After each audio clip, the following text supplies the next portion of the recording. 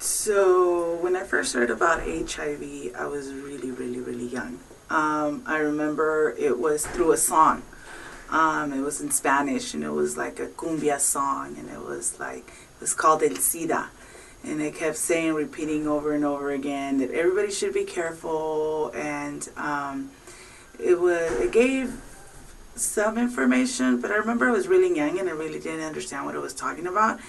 And I remember at school people saying if you cut yourself, you could get AIDS. It wasn't even HIV, it was AIDS.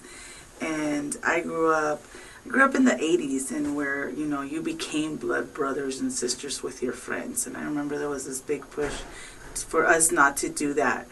As I got older and started getting the sex ed classes in school, in high school, got a little scary. I remember my first HIV test.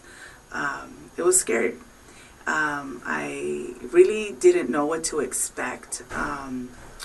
I went in and I got tested, and I had to wait 2 weeks to come back for my results.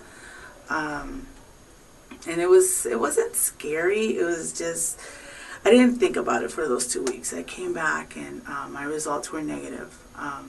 And I remember thinking, God, I don't want to go through this again.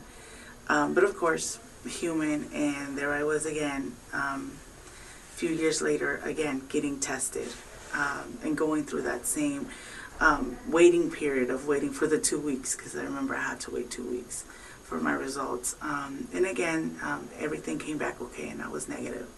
I started working in the HIV field as a HIV health educator with young people. And when I first started working, the young people are very informed, very, very informed. They have a lot of information. And also I got the opportunity to work alongside other wonderful people that are putting a lot of work into the, combating the epidemic through their own work or sharing their stories. So I feel like we've come a long way, from that one song I heard when I was like 10 to the information that's going around now. We still have a long way to go with informing the community. I work a lot with the Latino community, and a lot of people have a lot of information. Why do we still continue to put ourselves at risk? I think those are other factors that come into place. But with HIV, I have a daughter, and it does scare me that she's growing up in a generation that HIV is something that we talk about, and it's not just about the sex. It's about how do you feel, and how do we treat others, and how do we become part of a society where we're going to become part of the solution. So yeah, HIV has played a big role in my life.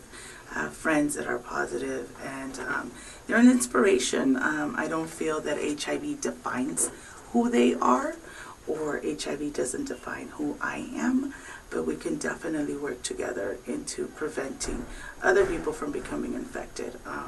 The generation that's coming behind us does come with a lot of energy, and I truly feel that, eventually we're going to get done. We're going to get our point across. I've had experience where I've gone into high schools to do HIV testing, and young people are so open to it. I've done HIV testing with an older generation, and they are also very open to it. But I think no matter how much information is put out there, no matter how much information people come into our testing booths with, the reaction to a positive will always be the same. And it's still scary, and there's still a lot of unknowns, and there's still a lot of reasons as to why we need to continue to do the work that we do, because that reaction will always be the same, because it is a life-changing event that happens to people. And I think that's why we still have a long way to go, to be able to help our community heal. as to why they're still why we're still at risk, not to say they are putting themselves at risk, but why do we continue to be at risk? So yes.